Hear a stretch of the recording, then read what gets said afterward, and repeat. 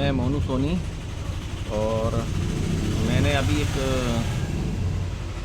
Post की थी जिसमें क्या है कि मेरे ऊपर एक अपराध हुआ है, अपराध कायम किया गया है।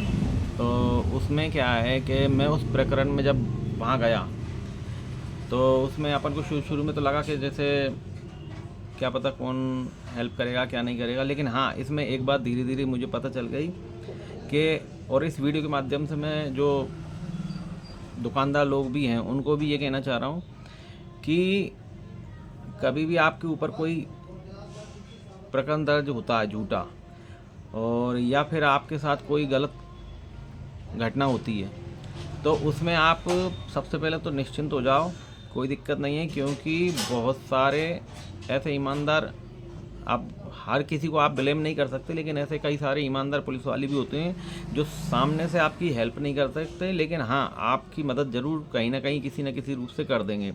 दूसरे बहुत सारे मेरे पास अब ईमानदार वकील भी हैं और बहुत सारे ईमानदार पॉलिटिशियन भी हैं जो अब जो मेरे उसके बाद से मुझसे जुड़ते चले गए।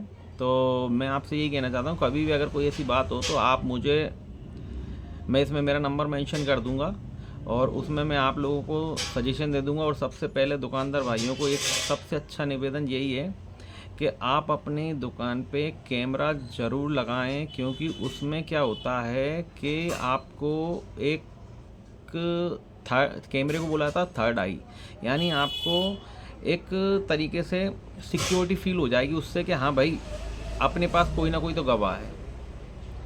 क्योंकि क्या है कि गवाहों को तोड़ा जा सकता है, लेकिन कैमरे में जो रिकॉर्ड होगा वो बदल नहीं सकता। और अगर उसके बाद भी अगर आपके साथ कोई घटना होती है तो आप अपने तरीके से पूरे अपने साक्ष्य सामने पेश कर सकते हैं। सिटी कोतवाली के पुलिस वालों को भी बता सकते हैं। और अपने अगर उसके बाद अगर आपकी कोई फिर भी सुनवाई नहीं होती तो एसपी ऑफिस में शांति से आपकी पूरी बात सुनी जाएगी और आपके ऊपर जो भी मतलब जो भी आपका, आप अगर ईमानदार होंगे तो आपके साथ बिल्कुल सपोर्ट करेंगे। और उनमें क्या है कि मैंने बताया ना आपको, मेरे पास अब मेरे ऊपर जो घटना हुई उसके बाद से मेरे साथ कई सारे ईमानदार पॉलिटिशियंस और ईमानदार पुलिस वाले और ईमानदार वकील भी हैं जो अब मेरे साथ जुड़ चुके हैं और वो मुझे कहीं ना कहीं गाइडेंस करते हैं।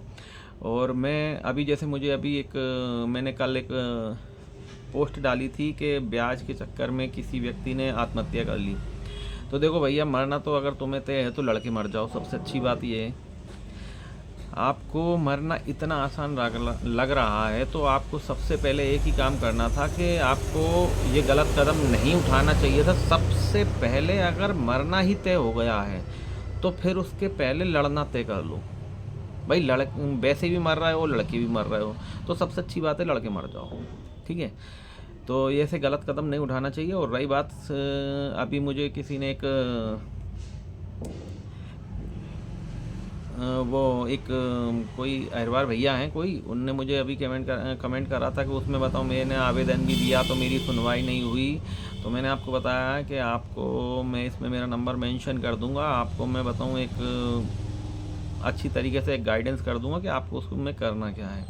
क्योंकि क्या है, आजकल ये ब्याज की जो एक कुप्रथा चालू हुई है वो बहुत बेकार है। क्योंकि आदमी से 2-2, 5-5, 10-10 हज़ार रुपये लिए जाते हैं, उन्हें दिए जाते हैं और फिर उनसे अपने इच्छानुसार जो भी जैसे जैसे ब्याज लेता है, डरा धमका के कैसे लेता है।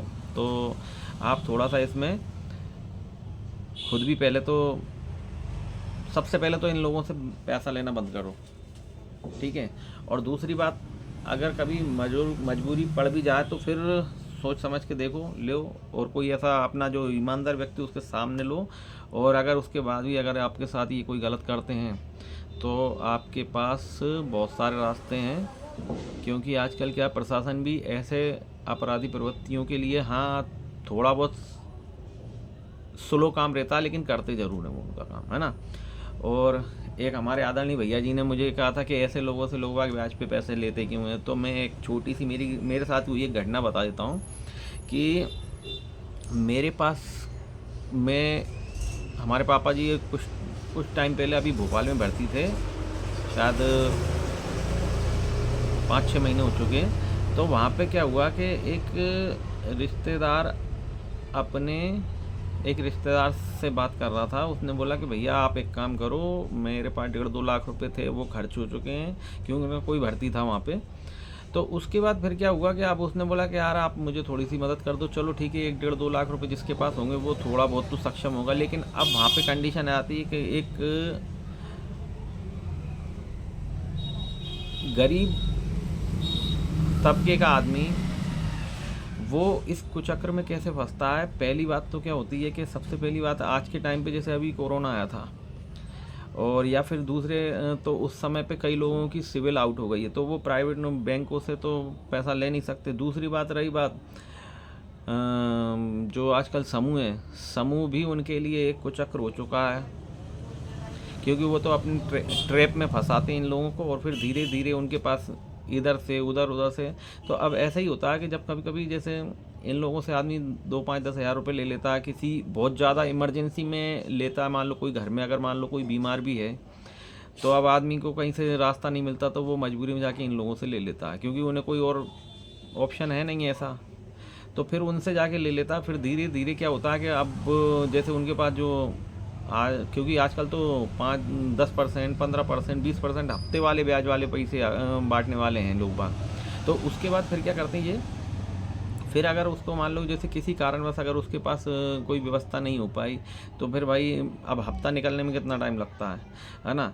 तो फिर धीरे धीरे यहाँ से इनके ऊपर फिर क्या है, दबाव, प्रेशर और डरा धमकाना वहाँ से धीरे धीरे चालू हो जाता है। तो फिर वो इनको क्लियर करने के लिए कहीं और से उठा लेता है, फिर उनको देखता है क्लियर, तो फिर वहाँ से चालू हो जाता है। तो इस वजह से यहाँ पर ये उस ट्रैप में, उस जाल में फंसते चले जाते हैं धीरे धीरे, और फिर इनके ऊपर लास्ट में बहुत ज़्यादा कर्जा हो जाता है इस वजह से। क्योंकि क्या होता है कि इनको क्या है कि अब कोई बैंक भी इनको क्या है आजकल, मैंने कहा है ना कि 80% तो लोगों की सिविल ख़राब हो चुकी कोरोना की वजह से, ठीक है। और फिर कुछ और कई भी कारण होते हैं, ठीक है। अब उसके बाद फिर क्या हुआ, अब उनने इन लोगों से लेना चालू कर दिया, तो इन लोगों ने उनको दबाना चालू कर दिया। अब उनकी डेली की मजदूरी कितनी हुई, 500, 600, 700 रुपये। अब वो अपना घर चलाएंगे या फिर इनको ब्याज पे पैसे देंगे। फिर धीरे धीरे इनके ऊपर वो शिकंजों में कसते चले आते हैं, कसते चले आते हैं, और फिर जब लास्ट में जब इनकी कुछ बस की नहीं होती, तो फिर ये कुछ ना कुछ गलत कदम उठाते हैं। और हालांकि इसके लिए जो समाज में अच्छे लोग हैं उनको भी आवाज़ उठानी चाहिए, प्रशासन को थोड़ा सा बताना चाहिए कि इस तरीके से जो अनलीगल धंधे हो रहे हैं, लोगों को दबा के, लोगों को डरा के उनसे पैसा लिया जा रहा है, तो उसके लिए समझदार लोगों को भी थोड़ा सा जागरूक होकर के अपने प्रशासन पे बताना चाहिए। और जो जनता के मुखिया होते हैं उनसे भी जनता को जाके कहना चाहिए, और उन मुखियाओं को भी, जो नेता होते हैं वो जो प्रतिनिधित्व करते हैं उन जनता का, तो उनको भी जाके सजेशन करना चाहिए कि सर ऐसा ऐसा जो क्राइम बढ़ रहा है, तो वो कहीं ना कहीं गलत रास्ते पे लेके जाएगा लोगों को। तो बस मेरा आपसे यही निवेदन है। धन्यवाद।